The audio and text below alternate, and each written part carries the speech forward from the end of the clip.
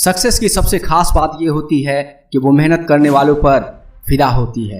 बहाने तो लाख मिलेंगे जिंदगी में अपनी कमियों और कमजोरियों को छुपाने के लिए। मैं गरीब था, घर वालों ने साथ नहीं दिया, परिस्थितियां मेरे खिलाफ थी, किस्मत ने साथ नहीं दिया। मैं बीमार था, मेरी हाइट कम है, मैं बहुत मोटा या पतला हूँ, मेरा रंग बहुत डार्क है, वगैरह वगैरह। बहुत ही दुख दर्द भरे बहाने बनाकर लोगों की झूठी सहानुभूति के अलावा कुछ भी नहीं मिलने वाला है।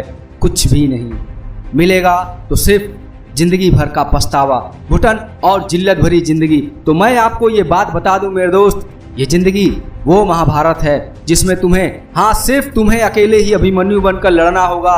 बाकी सब दोस्त यार, रिश्तेदार और परिवार दूर खड़े होकर तमाशा देखेंगे। ये जंग तुम्हारी है और इसे तुमको खुद ही अकेले अपने दम पर लड़ना होगा। ये जान लो, मंजिल उन्हीं को मिलती है जिनके हौसलों में जान होती है। अरे पंखों से कुछ नहीं होता, हौसलों से उड़ान होती है।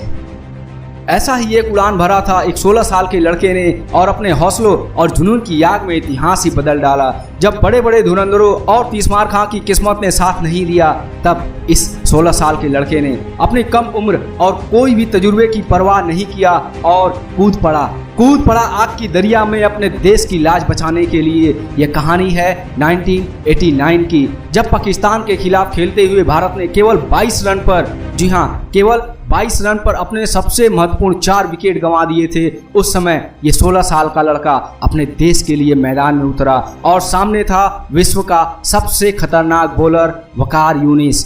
पूरे पेवेलियन में सन्नाटा पसरा हुआ था, सबके दिलों की धड़कनें रुकी हुई थी। वकार यूनिस की तोप के गोले की रफ्तार से आती हुई गेंद और सामने था 5 फुट 4 इंच का वो छोटा लड़का, जिसने अपने दिल में ये ठान रखा था इंसान को कभी भी अपने कठिन हालातों और मुश्किलों से हार नहीं मानना चाहिए, क्योंकि पहाड़ों से निकलती हुई नदी आज तक किसी से ये पूछने नहीं जाती है कि समंदर अभी कितनी दूर है।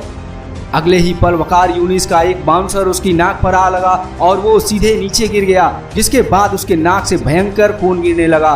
तब फिजियोथेरेपिस्ट ने उसे कहा, तुम वापस लौट जाओ, अब तुम नहीं खेल सकते हो। सभी खिलाड़ी निराश हो चुके थे, लेकिन उसने हार नहीं मानी और उसने कहा, मैं खेलेगा। उसके बाद उसने उसी ओवर में 3 बाउंड्रियां मारी और अंत तक नॉट आउट रहकर मैच भी जिताया। तब सभी खिलाड़ियों ने उसका हौसला देखकर कहा, भले ही इसका कद छोटा है, लेकिन ये भविष्य में नाम बहुत बड़ा करेगा। जी हाँ, मैं बात कर रहा हूँ सचिन रमेश तेंदुलकर की, जो अपने मुश्किल हालातों से हार मानकर, अपनी खराब किस्मत समझकर मैच छोड़कर जा सकता था और जीवन भर के लिए बेचारा बन सकता था। लेकिन उसने अपने जुनून और कभी हार ना मानने वाले जज्बे के दम पर आज क्रिकेट का भगवान कहलाया। साथियों, हमारे पास भी जीवन में हमेशा 2 रास्ते होते हैं, एक बेचारा बनने का और दूसरा इतिहास लिखने का।